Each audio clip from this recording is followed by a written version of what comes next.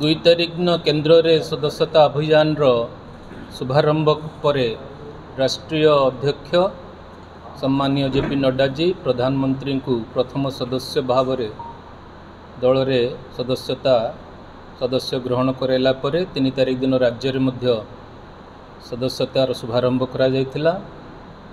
मो राज्यर सम्मानीय सभापति मनमोहन सामल महोदय, राज्यर वरेण्य मुख्यमंत्री मोहन चरण माझी को सदस्यता ग्रहण कराई राज्य में यार शुभारंभ करते सही क्रम आज जिले में तार शुभारंभ करा जाउछि एवं ए सदस्यता अभियान एक ऐतिहासिक सदस्यता अभियान हुआ को जाउछि। 2014 मसीह 31 लक्ष सदस्यता आमर ओडिशा राज्य रे ग्रहण करथिले। 2019 रे ताहा 41 लक्ष हो पारथिला। एथर किंतु सबू रेकॉर्ड को भांगी आमे 1 कोटी सदस्य संग्रह करबा पई सारा ओडिशा रे लक्ष्य रखिछु।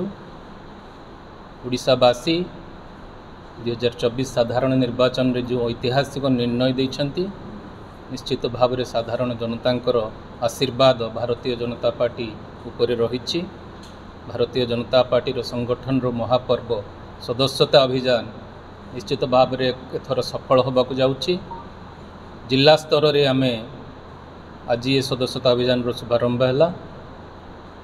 जिला स्तर रे आमे पाखापाखि 4 लक्ष नूतन प्राथमिक सदस्य ग्रहण करने प्रस्तुति करुछु।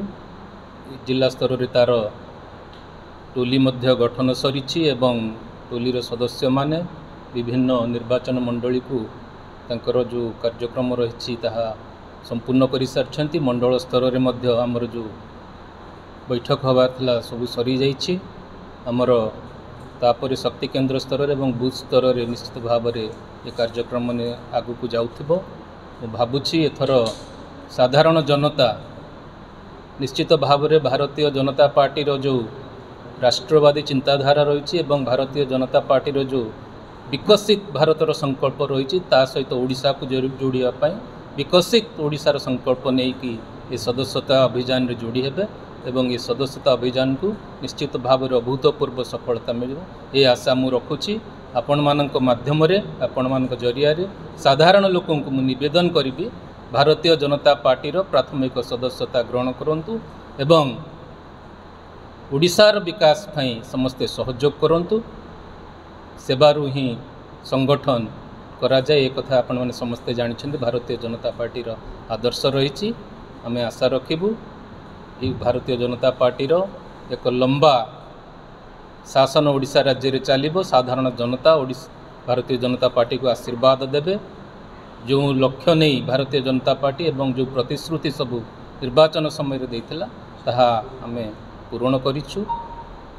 श्रीमंदिर 4 द्वार खोलिबा कथा हो किंबा रत्न भंडार खोलिबा कथा हो तत्सहित